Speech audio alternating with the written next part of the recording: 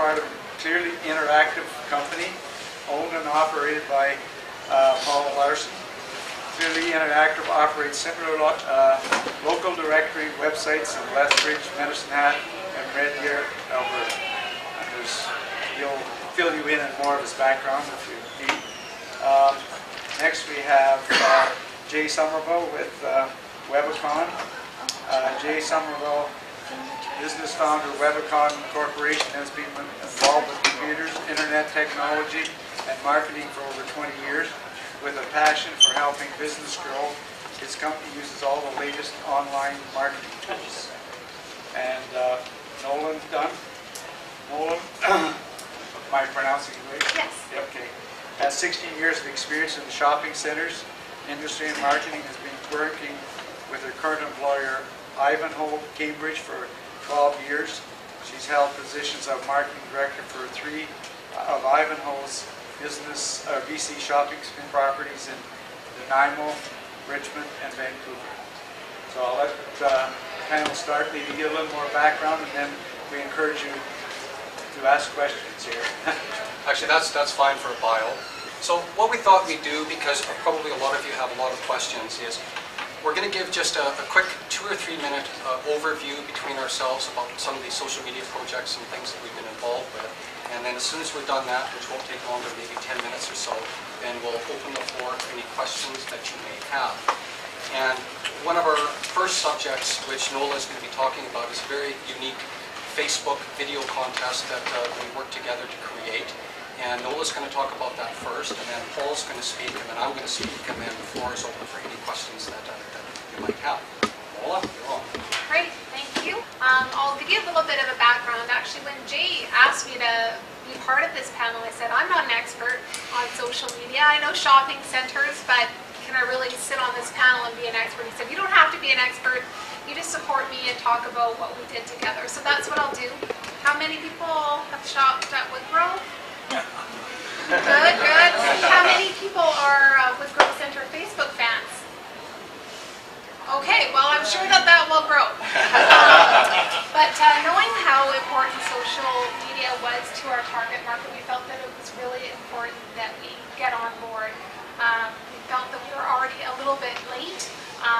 Lots of our Ivanhoe Cambridge properties, I shouldn't say a lot, probably a dozen shopping centers had Facebook fan pages. So not a high number considering the amount of shopping centers in our portfolio. It's well over 60 in Canada, and we're worldwide. So we thought we would start. So last year we did so in November. We launched a festive Facebook fan page contest. I won't spend a lot of time talking about that because we're here today to talk about the video contest that we did for back to school. So at the end of August, we had a total of just over 5,000 fans, 5,108 fans. We were launching our new campaign creative, so we were looking for a way to really engage our shoppers more so than just filling out a contest ballot. What could we do? What could we create? So we decided that we would utilize Facebook, and we would create a Facebook video contest inviting them to tell us what their island style was in a 30-second video. So asking a lot of our shoppers to do this, given that everyone's really busy, but we thought we would just go ahead and give it a go. We had an excellent response in terms of the creativity that people put forward. We had 43 videos submitted. Initially, our hopes were to have 500 videos submitted, but you know, that was a little bit high, but really the key objective for us was having our customers engaged with our brand, our new brand, Island Living, Island Style. And it was amazing really to see the quality of the videos people put forward. And with that in mind, I think that our campaign met its objectives. We did have an increase in the number of fans, I think about 1.2% increase in the number of fans at the end of the contest. But the actual active users, because we get a Facebook update every week, increased by over 20%. So that proves that this tool, along with traditional media, because we feel that it's important to do both. We didn't just do Facebook advertising, we supported it with TV, radio, and print, and obviously in-mall signage, but it's a very, very key component of the marketing we do at the shopping center now.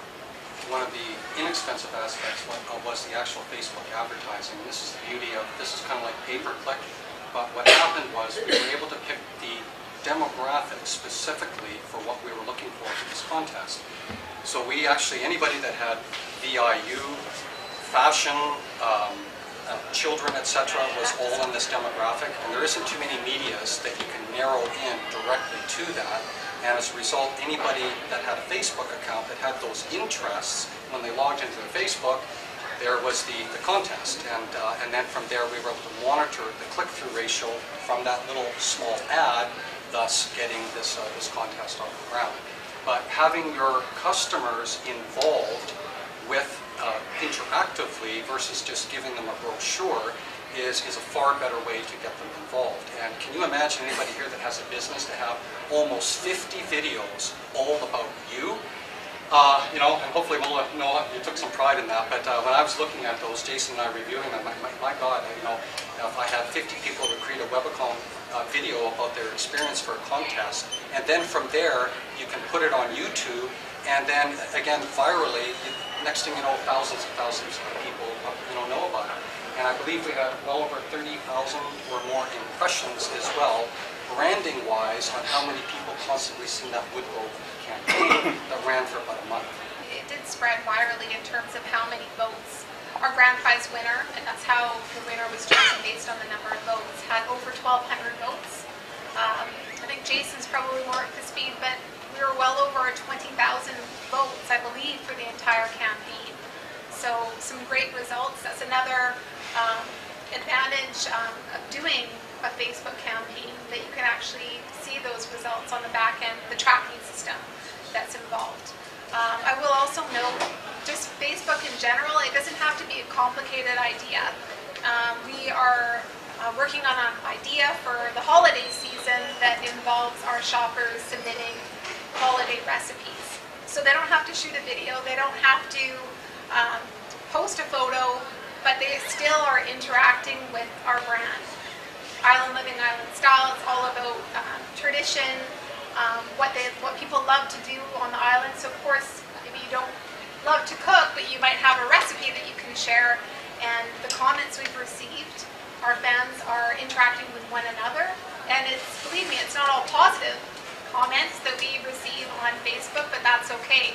We leave those posts up and respond appropriately. So for us, it's been wonderful. And may I mention the winner? Yes. The winner actually created her own lyrics about Woodgrove Center and sang it. And this little island mom was just, she's actually a pretty good singer as well.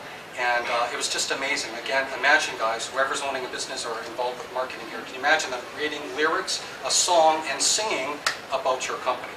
So that's certainly to me a very successful aspect of social media. What was the prize?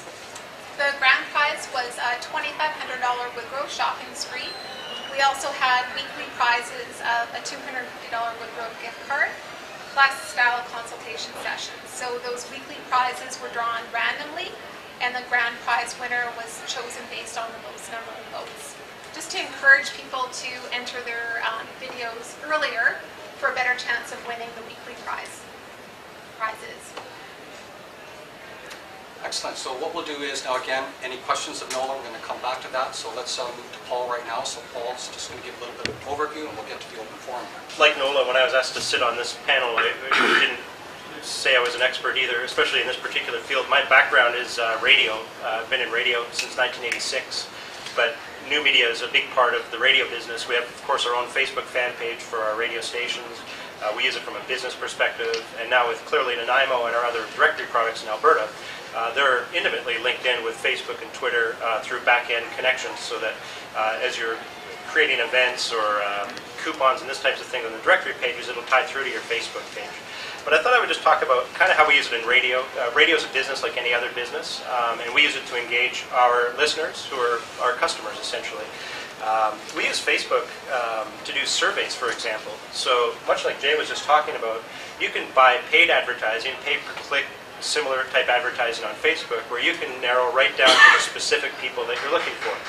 So in this case, we were trying to increase our female audience, and we wanted to find out what was missing on our radio station from a female perspective. So we did a Facebook paid ad that was targeted to women between the ages of 25 and 54 in Lethbridge, Alberta. And you start with everybody in Lethbridge is 70, or I think it was like 25,000 people on Facebook, and you narrow it down to women only, it narrowed it down a bit, and then women 25 to 54 narrowed it down even more. So you can get infinitely detailed in exactly who you want to pose the questions to. And I think that total list was somewhere in the ballpark of 5,000 women in Lethbridge. And they were the only people that were going to see our little link to take the survey. And of those 5,000, we had 155 responses, which was a very high response rate. So Facebook can be used for all sorts of interesting things from your business perspective. If you just want to find out what it is that your customers like or dislike about your business, you can ask that question on the wall and you'll get back and forth engagement. You can do a survey. You can take out paid advertising to try and reach those people. There's an infinite way you can engage your customers now, which is something brand new. And that's why, as a traditional media in radio, we've really embraced social media, because radio is a push. All we do is talk to people. We've never had that two-way communication, and social media has really opened up the two-way engagement. And I think it's critical that businesses, small businesses in particular, take advantage of that to talk to your audience and get to know what your customers are looking for. Video is another interesting one. We gave away a holiday trailer, and we did a survivor-type contest where 7 people, total strangers, had to live in this trailer, and they got voted off, and we did all this kind of stuff. And we used Facebook as the way to do all of the voting. So the general public went on our Facebook fan page for the radio station and voted people off. And the people in the trailer had wireless connections, and we had live video feeds of them 24 hours a day. It was a really captivating exercise. And what Nola was talking about, the statistics that you get instantaneously. At the end of the week, we got a report, and we get a report every Friday from Facebook that says how many people looked at our Facebook, whether it was up or down, new people, etc. And our Facebook actually improved 200% through that contest. And once those new people found our radio station through that contest, they weren't necessarily listeners. We started getting engagement from them. Wow, we never even knew your station existed, and we like your music, and we like your morning show. So it was a way for us not only to do a contest and give away stuff, but find new listeners. And the promotion really cost us nothing, because doing that type of engagement on Facebook is absolutely free. You just have to be creative, and you have to dedicate some time and effort to being able to do it. And the nice thing is, it doesn't have to be the most professional presentation sometimes. These were user-generated videos, kind of like what you're talking about with fans of the shopping center. I don't know how many of you have a little flip camera. Even a mainstream camcorder these days is $400 or $500 for an HD, really good quality one. So people have the power today that they just didn't have even a few years ago to really contribute, and they love to participate with their favorite brands, whether it's a business or a radio station or shopping mall. So we've seen some really interesting and fun things with social media. From a purely sort of technical perspective, fan pages are open pages. So you don't have to be a Facebook member to look at a fan page. You can find it through a Google search. And so we're finding new people. Now, to participate in the contest, they have to sign up for Facebook and become a member and whatnot. But from a pure advertising perspective, it's one more way that my radio station or my business is found on the internet. Of course, I have my own website, I have a Facebook fan page, etc., etc. So it's a fun medium to dip your toes in the water. Interested to hear what Nola said about supporting it with traditional media, though. And just leave it on this note here. I look at this Business Expo as a perfect example. I looked at the marketing campaign that was published to us as participants. There was radio on The Wave and the Wolf. There's TV ads on Check. There's newspaper ads in the Daily News. There's posters that were distributed all over town. There's a dedicated web presence on the Chamber website. And there's a Twitter and a Facebook page. So it's a complete marketing strategy. And I guess what I would encourage you as business owners is not to abandon your traditional media, but use social media to augment and implement and add on to what you're already doing. And it is such a different animal from traditional media. It will open up all sorts of new opportunities and open your eyes to things that you just may not have been aware of before, because your customers can now communicate to you instantaneously. And that's what we are using it for.